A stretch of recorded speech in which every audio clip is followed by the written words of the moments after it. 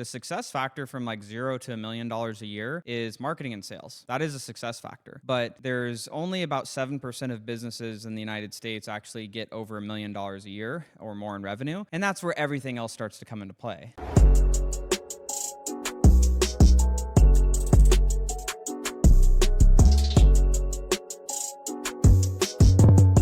Welcome back to the Wealth Juice podcast. As always, it's your boys, Ryan and Corey here with another episode. We are out live in Scottsdale, Arizona for Immersion Season 3 with the Growth House. Today we have on special guest Cody Barton in the house. We are thrilled to have you join us, man. So thanks for being on the show. Dude, happy to be here. Excited to do it. Yeah, man, I'm excited. We just got to spend the last couple hours together. I will say thank you to you for letting me take a spin in the Lambo. We'll start there. Lifelong childhood dream of mine to take a cruise. He went 0 to 60 in pretty much like 1 second, it felt like. But we were cruising, man. I want to start there just to say thank you. That was really cool for me. But we're going to get into your real estate portfolio. You built a bunch of businesses, huge real estate portfolio. You're an overall serial entrepreneur out here in AZ. Take us to, back in the day, maybe pre-real estate, kind of who Cody was and then how the inception into real estate investing and building businesses. Yeah, totally. So I've always been an entrepreneur. I always felt like a black sheep in high school. Like it was always like this path of like, getting a job. And I was always like, I just want to make money and like, I just want to do like whatever I want to do. Right. And so I was always trying to find different things to make money in high school from, if you've ever heard of like the power balance bracelets, even like, those were really popular out here in Arizona when I was in high school. And so I would buy those online for like 97 cents a band. And then I was selling them to like all of the kids in high school for like $20. And I was like, this is freaking dope. I'm like, I'm never getting a job. I'm just going to like buy stuff online, resell, So that was like one of my first entrepreneurial ventures when I was like 15. And, when I was 17,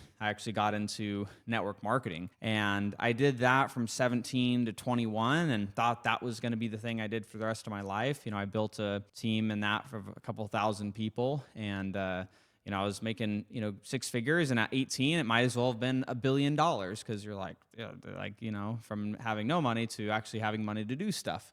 Unfortunately, when I was 21, the company went out of business. So like overnight, no more income. And I was like, crap. I, kind of overextended myself, like a lot of people do when they first, start making money, right? So, at 21, I had this ego death of I had to sell my cars, I had to pay to break the lease where I was living and move back to my parents and literally start over. And I was like, wow, what an idiot. So, and that was the transition to real estate. Cause I was like, what else am I going to do? I want to make a lot of money. And, real estate was always interesting. I read the Rich Dad, Poor Dad, and I read all of Robert Kiyosaki's books. And so I was like, real estate has to be the thing. And so I, not knowing how to get into the investing side, I do what most people do. And you get your real estate license. You're like, all right, the license, that's got to be the path. And so got my license and, worked as an agent for a little bit, transitioned to wholesaling and then, fix and flipping and then buying rentals and Airbnbs. And, you could pretty much fast forward from 21 to 26, 27 doing that. And, then the last few years and a lot of other businesses now. So you were like, you really did the Gary V model in the beginning, like lemonade stand to like selling, trading, not all that stuff, but just like the really like when you were young, just like flipping stuff, right? And I was just like, I just wanted to make, I just wanted to make money. My family wasn't wealthy, but I went to a school where I had some friends that like, I'd go to their house and I'm like, what the, like, y'all's house is like 5, 6, 7,000 square feet. And like, you go on like a Europe trip for the entire summer. And like, they have all these cars. I'm like, dude, like, this is different. Like, this is a different life than I'm living at my house. And so that was kind of a introduction and inspiration to just want more out of life. So I think that was one of the catalysts to that. I'm curious about the actual strategy of getting into, you nonchalantly just threw in how much real estate you bought. I'm very curious about like what you did to acquire some of that real estate. And you're young now, like you were younger back then. What did you do? I know you got your license, but like, what was the strategy behind getting into real estate, and what were the pieces you put together? Yeah, so like in the Purple books by Robert Kiyosaki, he's like, you have to be the investor. You need to own stuff. And so, I was like, okay, I need to own real estate. I need rentals, get cash flow, and that's the way to create passive income. That's it's not quite passive, but that's what we call it online. But Semi-passive. yeah, semi passive. But essentially, I mean, it was, I think, just like a normal progression where I didn't have tons of cash to just go start buying rentals, so had to create the cash, and that essentially started from wholesaling, and started joint venturing on the first few fix and flips. I'd find a good deal. I didn't know anything about construction. I would find someone that knew construction, had money, and I would bring a deal and start making money doing deals like that. Then entered into a partnership when I was like 24 with Pace Morby. And so my thing was, I always, and I still have been a person that I love the back end side of a business, building the teams, hiring and really pouring into people. I love leadership. I really enjoy it a lot. And the operation side of business and the finance side and how all of those things come together. I knew sales and marketing are important. I just hated doing it. I just like, I don't like doing this stuff. And that's where initially that partnership with Pace started. Was he loved marketing and sales from like a networking standpoint and then selling standpoint, and I like doing everything else. So I'm like, you want to do everything that I hate and I want to do everything that you hate? This is going to be great. It's funny in the beginning when you start a business, you don't even think those other people exist. And that's how my brain works, because Ryan and I are both kind of sales and marketing. I say this all the time, like you kind of act as an integrator out of necessity, but like we're both sales and marketing people. And I never thought that there was somebody that would want to build a CRM. I'm like, well, yeah, who would want to build a CRM? Because they're all at home, because they're like, yo, like I'm an introvert. Like I have to, because I'm very intentional. Like I have to get out of my comfort zone. I need to get, in rooms with people, to continue to grow in business. But the reason you don't find them is because who's going to the networking? All the freaking extroverted, visionary, sales, marketing people. So it's a bunch of, people like that are going to these things, and that's where they're all congregating. And then the introverted, back end, person that wants to like build everything else in the business is like in the corner, or they didn't go. Yeah, dude, this is like super important to talk about, because I think you do find all those people in the room, or the extroverts, the flashy, like, hey, they'll sell you something. But the one thing Corey and I are lacking in our business, as I mentioned to you, I pulled you aside when I first met you today. I was like, it was the CRM, the back end, the email automation, the thing that like we are front facing very much so, and having the back end is daunting. And we're like, man, like we're not the hyper fixated, numbers guys and trying to like dial back on certain processes. We're like, here's the dollars in front of us. Let's go chase it, tackle it down, and then build as we go. And I kind of mentioned to you, I was like, dude, this is XYZ is where we're lacking. And it's funny. It's just like, those are your superpowers. And I think for Pace, he is the punch in the face guy, like out there full of energy, and he'll sell a stick to a rock. Right. And to have you in the back end running, like, I guess having you're the cog in the machine that keeps it going. Like those are the guys that we're all looking for. And I think a lot of people who are front facing are lacking that in their business. So I think you've carved out a great niche for yourself. Can you kind of talk to the things that you've mastered over time in terms of like the operation sides? Like what does that involve outside of CRM? I guess the first thing would be like, I don't think I'm a master of anything, because I always see, like, from a standpoint of, I always want to be a learner. I always want to be continuing to grow and bettering myself, because there's always more. The more that I learn that I don't know, I always want to just stay in like this state of like curiosity of, I can always find new information. I could always learn from other people. And I do believe that I do know a lot of things that are helpful in a lot of different areas, but I always try to stay on that student standpoint. But from the operational standpoint, I mean, it's the entire other side of the organization, from the marketing and sales. And like, operations touches marketing and sales. It's like, what is the marketing operating system? What is the sales operating system? Where, for example, it's like, I don't love sales, but like, I know how to build out how a sales team should function. Like, I know how the CRM needs to be set up. I know how many follow-ups, how many SMSs and emails need to happen, when the lead comes in, what the sequence needs to look like, what the sales training needs to look like for the reps, what the management needs to look like,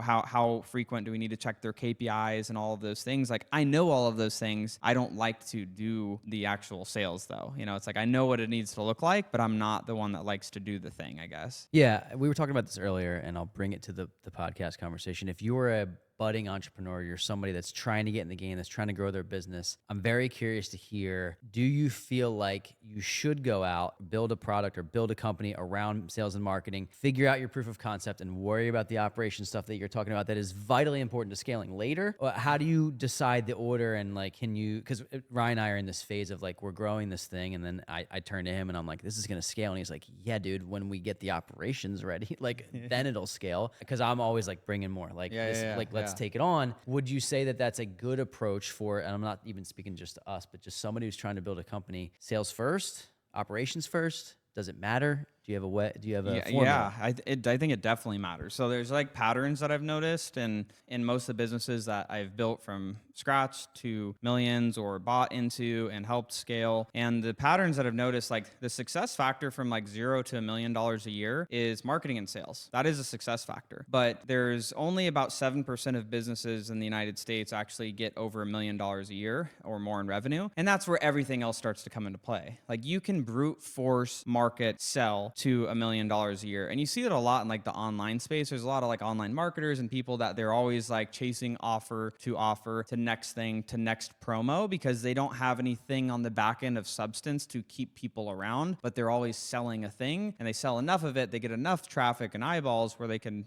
bring in $1 million a year. So it's really, the operation side of me is like, yes, you do need to give some love to the ops and things, but like the success factor truly is marketing and sales to $1 million a year. It doesn't mean that you could just totally neglect and have a terrible product though. Like you do need to care. It's just the success factor to $1 million a year is marketing and sales. And then what I've noticed from there, it's usually about $1 million to $3 million a year, typically then becomes around aligning the team, because at that stage for most businesses, you're going to be hiring and you're going to be building a team at that stage. And so what happens is a lot of times in businesses that are like 0 to $1 million, they're kind of like, backyard, mom pop shop business where they don't really have a professionalized company and they don't have professionalized roles and responsibilities for the people in the company. Like one of the common things that I see all the time is, you go into the, consult with the company and they're like, yeah, I have my, my CFO. And I'm like, dude, you're doing $700,000 a year. A CFO, a true CFO is going to be like $250,000 a year. This is not like, who is it? Oh, it's my cousin, but she knows QuickBooks. Why is she your CFO? She's a bookkeeper. So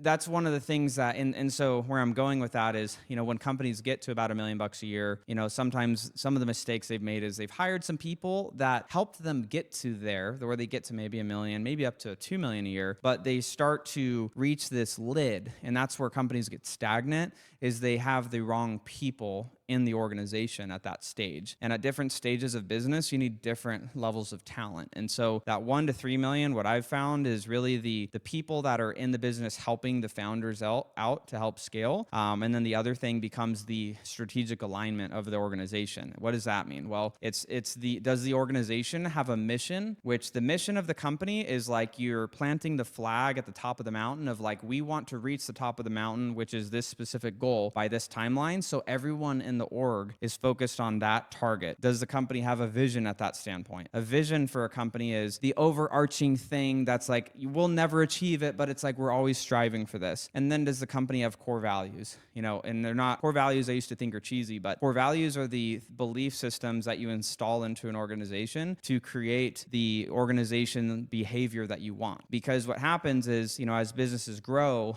the founders, if you do not have those core values at those stages, you get too big of a team. You can't one-on-one, like I can't pour into you or you every day when we have 15 team members or 18 team members. I got to be doing my job. I maybe am managing a couple people, but I'm unable to actually pour the value of just our one-on-one conversations anymore. So we need rules. It's like our mission vision is where we're going as a team. Our values are how do we behave on the way there. So those are some things on the way. No, it's super helpful. I feel like we're getting a business 101 masterclass. So thank you. So take us to today. You have a couple businesses cranking right now outside of the real estate, and where are you headed in the next 5 to 10 years? Yeah, so this has been, definitely a transitionary period for me this year because, I'm involved in a few different businesses. I have a virtual assistant company called Start Virtual that I've had for about 5 years. We do a lot of virtual assistant services for different types of companies. And so we've built that for about 4 years, almost 5 years. I have I invested into a luxury plant company called The Plant Guy. It's super cool on Instagram. I'm not a very high margin business, so I don't really love it as much as the other businesses, but it's a cool business. I have a residential cleaning company called The Perfect Clean, invested in some education products, mentioned with Pace, the Gator product. We built that together. I'm also doing on my end, I have something called Scale with Pros where, it's a membership community community, basically helping people with all of the things that I'm talking about from the ops, finance, people, scaling side of a business. And so, really the direction that I'm going now is, over the upcoming couple of years is one is preparing a couple of the companies that I have now for sale over the next year. And then taking that capital and reallocating to, doing more private money lending. Like we talked about real estate. I'm still very much in real estate as far as, rentals, but, I do like the private money lending side of real estate a lot. So I'll allocate more capital to that and then, investing into other companies and then, consulting in companies. Cause this is what I love to do, like the ops, the finance, the people, like going into a company that has these problems. I'm like, dude, this stuff's so fun. It's just like, it's like a puzzle. It's like going and solving a puzzle for me. Dude, it's just such a high valued skill set that you have. And I think a lot, like anyone listening to this that has a business is just like, man, like I wish I had a guy like that on my team. And I'd imagine you have people underneath you or people that you've trained up to I have an amazing to team. help infiltrate and help other businesses. Absolutely. Yeah. Yeah. So we will certainly be having a conversation about that because that's, as I mentioned, that's like You're one of the big, yeah, you're hired, dude. One of the biggest holes in our business. So last question kind of on the real estate side. You mentioned private money lending. We've also had a couple of conversations about hard money lending. Are you just dealing out capital to friends, family, business owners that you know on the private side, or are you starting a company on the hard money? Good question. Yeah, no, so I'm not starting a hard money company. I just lend with my own capital and I only lend. I have like 3 different buddies that I lend to. All have been flipping for 5, 10, or 15 years, and I don't have to lose sleep at night. I only lend first position, 1 point up front, 14% interest paid monthly, 6-month term. If they want to extend it 6 months, I'll, another point, sure. So like, I'm not the most expensive, I'm not the cheapest, but I'm very easy to deal with. But the paperwork's going to be done right. Even though they're friends, they're signing personal guarantees. They're like, it's a business at the end of the day for me. And it's like, this is a business. Like, I'm not going to just wire the money and, handshake, like. Yeah, no, that makes sense. You don't want to do that. You mentioned leadership and like your kind of love and passion for leadership. I'm very curious to know what you think leaders get wrong about growing a business, or entrepreneurs in general get wrong. You mentioned core values, and I've been a part of multiple companies. In certain companies, the core values are seen and heard by a lot of the employees, and it's a billion-dollar company that I've worked for as a 23-year-old. And then there's a small business where it's like really hard to get that message across, and people are just there to punch a clock. And I'm wondering what you think the differences between the leaders in those companies, and some of it's chance, I'm sure, just maybe not the skill to hire the right talent. But again, I would think it starts at the top. So what do you think leaders get wrong about building culture? Yeah, so to your point, it always starts at the top. If the organization's bad, the leader's bad. And like at the end of the day, the lid of a business is always the lid of the leader. Absolutely. 100% of the time. If there's ever a leader that's leading an organization, it's only going to grow to the size of the leader. So if the leader isn't a good leader, they cannot lead people. And, there's stages of leadership you have to go through. First, we have to lead ourselves. Like, we have to wake up in the morning. We have to put our shoes on. We have to get dressed. We have to go out and do our job. And it's like, okay, we can do our job. That's step 1. We need to lead ourselves. Step 2 is like, okay, now how do we lead others? And you'll notice in language that I talk, I don't really like using like management or like employees. I say leading or team members. Like, they're my team, not my employees. Like, technically they're W-2. Yes, they're employees, but like, I'm not calling my team employees. I'm not saying managing my people. I'm saying leading my people. Managers force, leaders lead. And that's the way that, I want my organizations to run, is like, we're showing where we're going and we're coaching people up along the way. We're saying, hey, this is where we're going, guys. This is our mission. This is our vision. These are our values. And if you align with that, we're going to Everest together. If you don't align with that, we're coaching you up or coaching you out. It's very much around the leader themselves, and they have to be, they have to be that person. And for me, I'm like, I feel like I have a duty and obligation as a leader. It's like, I need to be selfless in my leadership and always be working on my leadership lid, because I will be the problem for the organization. And something that I'll present to our team a lot of times is, I'll draw this example out where essentially we all have a lid on our leadership. I do, and we're always trying to grow it. And so I tell my leaders that they have to be doing personal development. So when we're having one-on-ones, when we're having goal setting sessions together, they need to be like, it's not a suggestion. It's what book are you reading right now to better your skill set in your department? What book are you reading to better your leadership? What leadership development courses are you going through as a leader? And those are things that are required. They're not suggested at my companies because they will be the problem of why we're not growing if they're not growing their leadership as well. Because I can't do, 100 people's jobs, and I can't lead, 50 different people. It's like I can only lead so many direct reports, and those people have to then be able to lead their people and drive results through others. So at the end of the day, what they get wrong is they don't value it. They think it's like not something worth their time. They think that, managers manage from a title, leaders lead out of respect. People that are just managers based on the title that they're given, I'm sure you've seen it in the corporate world and roles that you guys have worked. It's like you see someone that they're like get all frustrated because their team doesn't listen to them. It's because they suck at leading people. They're telling them what to do versus leading them where the company's going and how it ties to their goals. And it's tying the company's mission to the individual contributor's goals is where you get the result from the team members that you're actually looking for. Dude, it's just so interesting talking to you because I know how young you are, and I won't say it on the podcast, but it's like you've seen such a high level of success, and I wouldn't say a short amount of time. You've been working for a long time, but I've worked with individuals on the corporate side that are leaders, quote unquote, and they're nowhere near you. And it's just so interesting to have this like mini masterclass that we said, and like just to hear the way you're evoking the emotion and explaining this and like tailoring it to your leadership style. It speaks volumes. And it's just so interesting because I'm living this, and I still manage the W-2 and we real estate on the side, and Totally. it's so interesting. And your company's lucky to have you. I think there's a quote out there like leaders read, and I think that's a big thing. Leaders are are readers. They stop, like a lot of people when they get out of college, like for those who went, or they just end high school, whatever it is. When you leave education, they just stop reading, and they end their curiosity. They're like, oh man, never have to do that again. And then look at them. Which ones are at the top of their game? Yeah. Not many. Yeah. So my question to you, after saying all that, is, outside of coaching your other leaders, what do you do to refine your skills and make sure you're staying on the top of your game so that you actually can go and lead the pack every day? Dude, I mean, I'm a reader. I'm reading all the time. I read, and sometimes people are like, you need to read 52 books a year. Sometimes I'll just read the same book over and over again for like a couple months. So like I'll listen to the audiobook. I'm like, man, like that was good.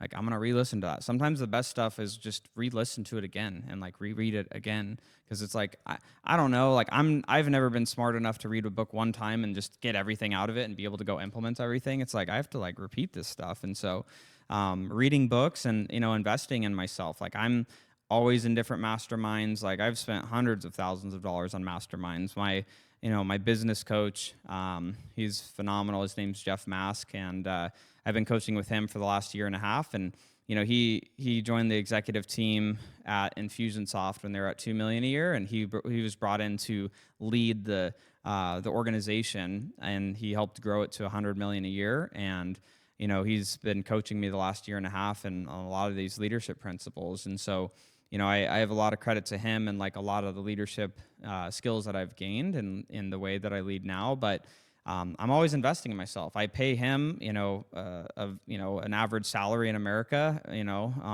on just his coaching. And I have another coach, Adam Coffey. He exited Cool Sis for over $1 billion. I coach with both of those guys, and I have calls with them both twice a month. And I'm in masterminds. I was at a mastermind in Utah a couple weeks ago. And I mean, that's just another thing too, is like, people that are listening, and like sometimes people, they like, kind of like poo poo on like education. Like, oh, like you pay for the coach, like, oh, they're getting a lot out of it. I'm like, you're an idiot. Like the reason that I can go faster is like, I want the fast pass. Like if I go to Disneyland, I want the fast pass. I don't want to wait in line. Like, can I just pay someone to shortcut my path? I don't want a shortcut in life. I want to shortcut my brain damage. Hold it together, right? Dude, I'm telling you, this is like one of the biggest hot buttons for me of all time right now. I'm like, we've learned in the last like maybe 6 months to a year, it's like, you got to pay to play. We've invested easily 6 figures into coaching and Some were major masterminds. mistakes too. Some were major mistakes. And but I've you live and wasted learn. money on coaching too. Pay some ding dongs that you thought were great, and you're like, wow, this is terrible. It was horrible. And but then there's a lesson in that. There's still a lesson that you had. It's never a failure, right? You just learn and discernment you pivot. and your mentors. 100%. You know how to vet people for the Yeah. next time out. But I say this is it's so important. Like a lot of people, Corey and I were in a fraternity in college, right? And a lot of people are like, oh, you're paying for your friends. And then, but who are the guys that have seen the most success and have the biggest network? It's the guys that were in the fraternity, at least ours, right? And they both, I look at my other friend groups like, damn, they just didn't figure it out. And it's not specifically to our group, but is the fact that we were willing to go out there and not care what people said, put our aspirations into the universe and meet other guys that were like-minded. And then we get into the game. I say we get into college, and after college you're done, and you get into the corporate world, and you're done with the coaches. We had our basketball, football coaches through your whole life, right? Then you get into the biggest game where the highest stakes, when money's coming in, no one's coaching you. You have a goofball manager potentially at your job, Yeah, right? Or yeah. or maybe you have a great one, and maybe Yeah. you're lucky to get a great one, Which but then is you great. elevate to the next level, move companies. Do you have a great mentor? Yeah. No, like, so it's so interesting where it took the podcast, getting in rooms like this and just interviewing 250 successful entrepreneurs. And like, dude, you're going to have to buck up and invest in yourself. No one's going to do it for you. And you only, and I say it's like you have the two M's. There's two M's in life that you can learn from: your mentors or your own mistakes. I will make mistakes, and I'm happy to do that and learn. But like, if I could just pay to not make the mistake and save myself 5 freaking years of my life, like, I'll pay the money. Like, sign me up. You know what I mean? But people, will talk, poorly on that, and it's just like the wrong mindset. But when you think about, like, I have those two business coaches, I have a personal trainer, I have a nutritionist, I have a personal doctor that I'm doing blood work with and gene testing, like all these things that I work with. And like, I pay a lot of money for all sorts of, like, for health, for wealth, like all of these different areas, because they're important. And I know I'm not the most fit person in the world, but like, I'm trying out here, guys. I But, scoped that aura ring, dude. Don't yeah, worry. dude, I got the aura ring. I'm like trying to get the good sleep. You were talking about your macros. Don't worry. Yeah, You're sneaking in some things here, dude. I'm trying. You're dialed. I'm trying, I've been doing a little biohacking recently too, and it's so crazy. Just when you get to a different level, you realize there's a lot of people doing it, that they just don't talk about it, and it's so interesting to me because I know every single, like, human body is different, right? And some people like retain fat or build muscle quicker than others. And it's like, well, what does my makeup make? And you mentioned the gene test. There's so many cool things out there. I won't go another rabbit hole here, but it's cool to get in rooms and talk about this stuff now, because a lot of people are like, I just go to the doctor once a year. I never go. And I'm like, dude, like, your body, you got to invest in yourself, not only in your mind, but your body too. So I don't want to randomly die when I'm 36 from something that could have been prevented either. Like, exactly. Like, but it's hard because it's so know. expensive, right? So it's Yeah, like, it is. the whole system is kind of backwards in a way. It is. But it's terrible. We won't go there. Another We won't rabbit go hole. there. We How can many- go How many down the hours do we rabbit got? hole. But so I want you to speak to the people listening, and the people that are listening to our podcast are probably more aspiring entrepreneurs who are looking up to you and trying to be like you or emulate. But the question that I have is more based around, you've built multiple businesses. It seems like if you're speaking to somebody who is trying to build a business, should they build the bridge all the way across and do one? And maybe it depends, right? Absolutely. Right. Absolutely. So how did you decide, or what inflection point did you come to where you were able to branch off and take your operational skill set and build multiple and have that work? Whereas, like, most of the time I would think that if people are going to build multiple bridges, they're going to be in the middle of water on several occasions. So how do you decide that? Yeah, so I would say the biggest thing is, this is a Robert Kiyosaki thing: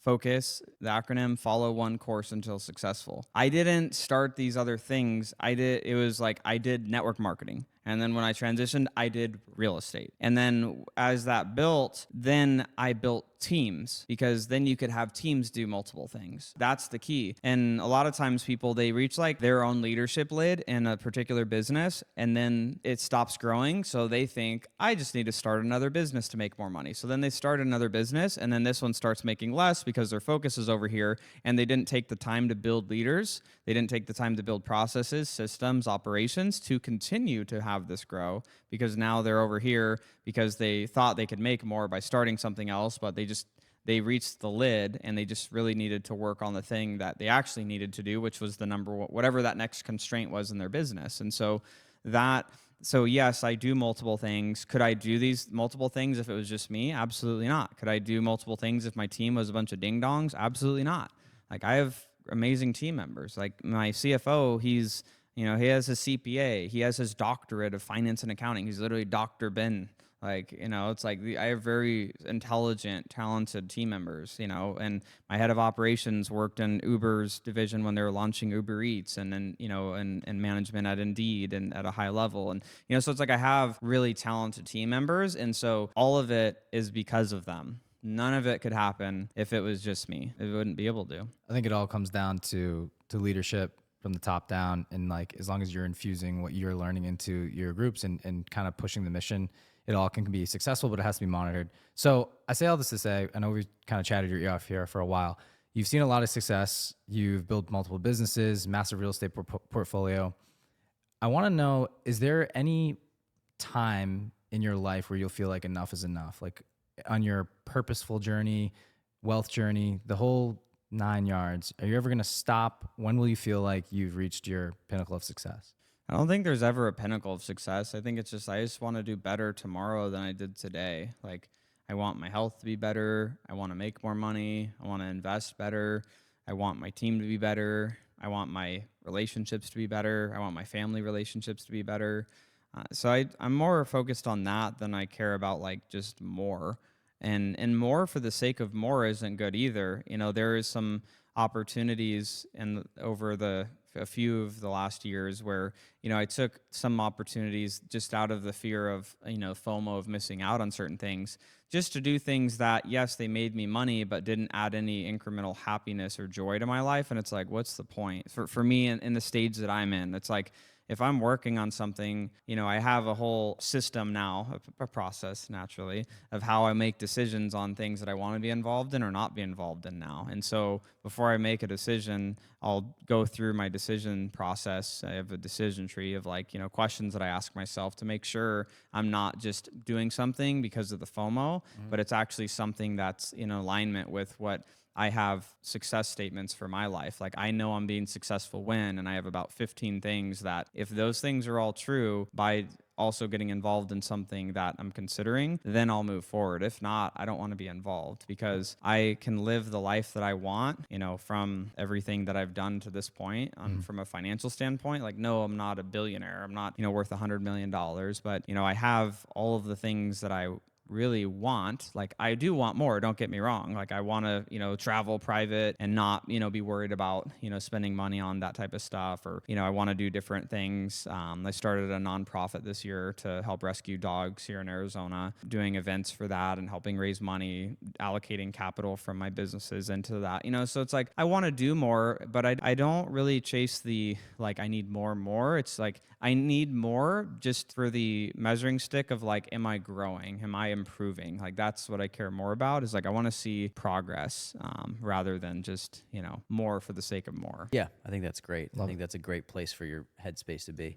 I'm curious if there's an area of your life or business where you feel like you've just scratched the surface, or you've just tapped into your potential and you can kind of see that coming in the future. So like an area I'm like really like newly kind of working on Yeah, more. something that's like it doesn't have to be a new business or a new thing or something. And you mentioned your health or whatever. Like, is there an area that you're like, I just getting started with this aspect? Yeah. I mean, I would say just getting more out there. Like I've always, I mean, like, you know, me and Pace had a podcast we did for 3 years in a row called Sunday Service.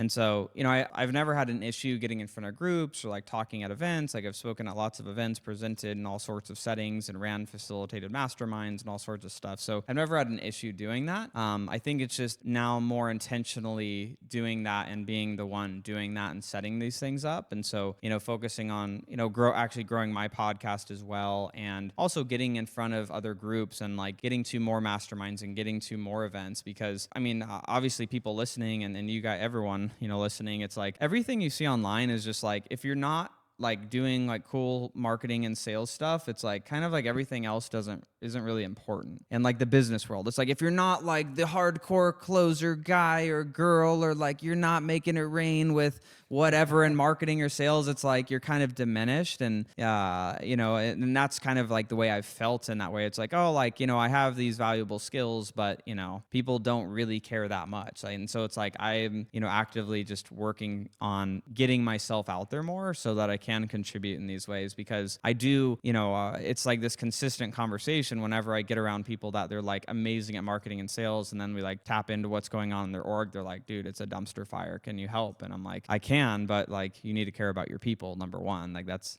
the first step, is like you need to care. But yeah. Dude, I love this. So what I'm hearing, put a bow on this, is people, process, culture. We talked to like business 101. It's a masterclass. You really care about your people, leadership, all the above. I think it's just so interesting. You're putting a spotlight on the operation side. And we've had, like I mentioned, probably like 250-ish interviews, and maybe one other interview has gone down this whole. We're talking to all the extroverts. It's funny. Exactly. But I love that we're putting a spotlight on this, because this is one of the biggest holes in so many businesses. And I think there needs to be a lot more love and spotlight given to guys like you, because it is like the lifeblood of running the business. The marketing and the sales is sexy, don't get me wrong, and it gets you the juice to go. That drives the business. At the end of the day, it's like marketing and sales. If you don't have the juice, which is marketing and sales, Like, I yeah, love it. yeah, Nice yeah, play, yeah, dude. yeah. You know, you don't have the juice, you know, it's like you cannot, like, you need money. You need money coming in the door. And Totally. marketing brings the people, sales converts those and creates dollars for the business. And then everything else is what actually allows a business to scale. You mentioned that you want to get yourself out there a little bit more, and you have, and you know, not the speaking engagements, but like, you know, you spent money on coaching, money on masterminds, getting in the right rooms. To me, this is we're in a room that I felt like I've needed to get into for a long time. I'm curious, why immersion for you? Like, why does this feel like the room that, you know, we've spent the last 5 hours together? Ryan took a ride in your Lamborghini, which was awesome for him. I owe you big, dude. Yeah. Why immersion? Like for you? Well, I mean, I think it's again, it comes back to people.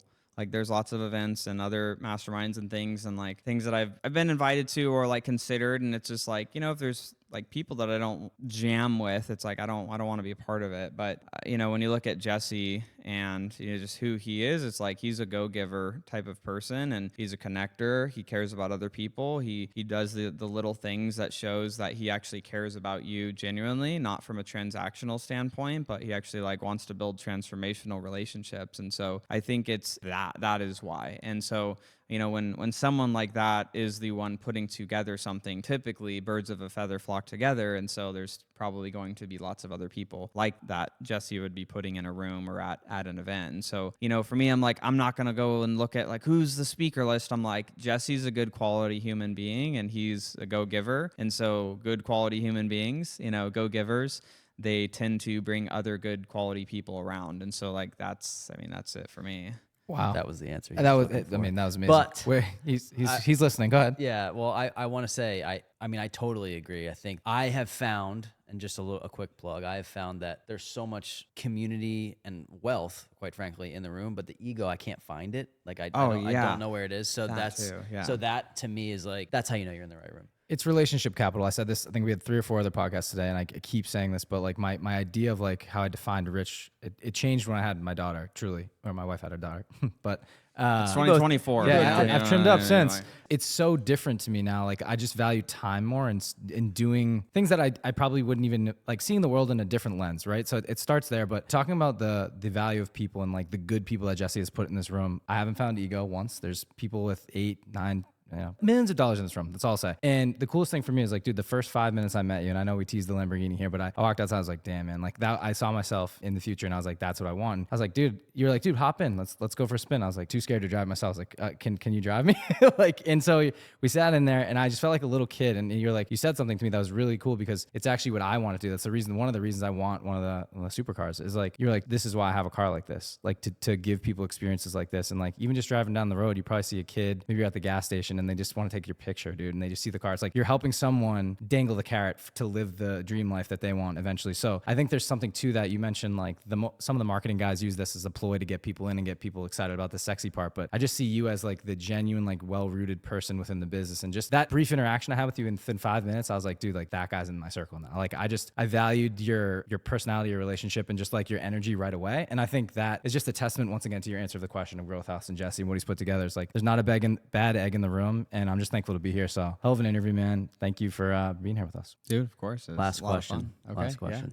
Okay. What is you touched on this a little bit, but like what gets you out of bed every morning at this point, this stage? You're really young, done a lot. What's your why, your overarching theme for why you do what you do? And then I don't know, man. Like, I think it goes back to the just like, I just want to always have progress because I don't know, you know, and I've talked with a lot of other people that have achieved, you know, good success and lots of others that have achieved way more success than me. But, you know, I think one of the things is when you first achieve, like, I guess one of your initial targets of like financial success, like the first time that happened for me when I first, like, you know, when I was like 18, 19, I made 6 figures, I got like super depressed because I thought that was it. That was the thing that I was after. And then it was like, okay, well, maybe it's when I, you know, make my first million. And, you know, then when that happened, I was like, and then I was like depressed. And I think it was having like the wrong goal because you can never have enough of what you don't need. And we don't need money as human beings. Like, it's like, yes, we want it. Like, yes, I want a Lamborghini. Like that would cost money, right?